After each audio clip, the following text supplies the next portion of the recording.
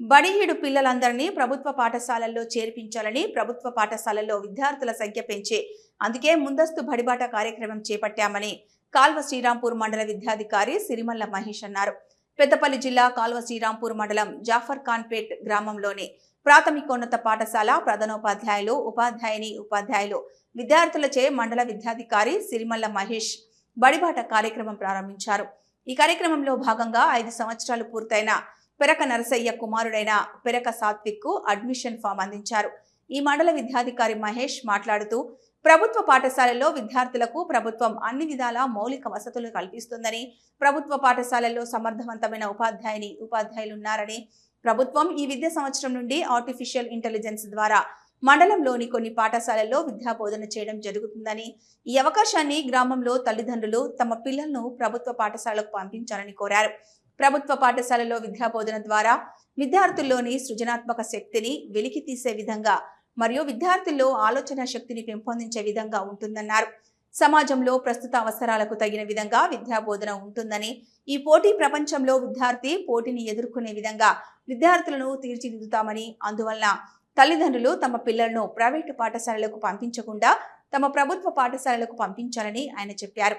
ప్రభుత్వ పాఠశాలల్లో విద్యార్థులకు ఉచితంగా యూనిఫామ్స్, నోట్బుక్స్, టెక్స్ట్ బుక్స్, మధ్యాహ్న భోజనం, షూస్ ఇవ్వడం జరుగుతుందని, అందువల్ల తల్లిదండ్రులకు ₹1 ఖర్చు లేకుండా ఉంటుందన్నారు.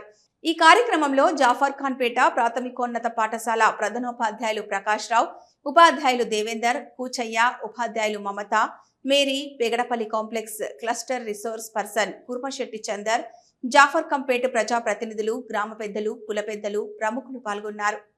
వచ్చే జూన్ 12 నాటికి మా ఊర్లో ఎంతమంది బడియుడి పిల్లలు ఉంటే అంతమందిని జఫర్ ఖాన్పేట యూపీఎస్ పాఠశాల లోపల జాయిన్ చేస్తామని హామీ ఇవ్వడం జరిగింది.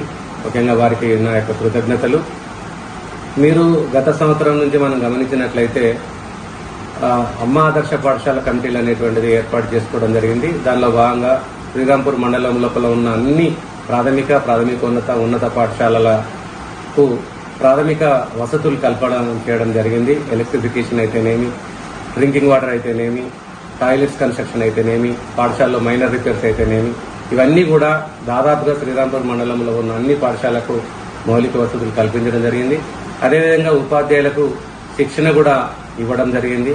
క్వాలిటీ ఎడ్యుకేషన్ అనేటువంటిది అందిస్తున్నాం. ప్రైవేట్ పాఠశాలలకు ఏమాత్రం తీసుకోకుండా ప్రభుత్వ పాఠశాల వార్షికోత్సవాలు జరుపుకుంటున్నాం. తర్వాత ఇంకా మంచి పీఈటీ వ్యాయామ విద్య అనేటువంటిది మన పాఠశాల లోపల నిర్వహిస్తున్నాం. ఆటల పోటీలు నిర్వహిస్తున్నాం. ఒక చదువు మాత్రమే కాకుండా ఆల్రౌండ్ డెవలప్మెంట్ కూడా మన ప్రభుత్వ పాఠశాల లోపల సహపాఠ్య కార్యక్రమాలు కొనసాగుతున్నాయి.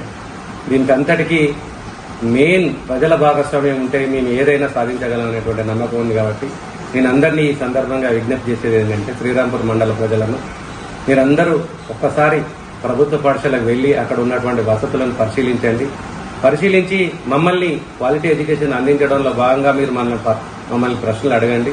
దానికి సమాధానం మేము చెప్తాం. మా దగ్గర ఉపాధ్యాయులందరూ కూడా చాలా ఎక్స్పర్ట్ ఉపాధ్యాయులు ఉన్నారు.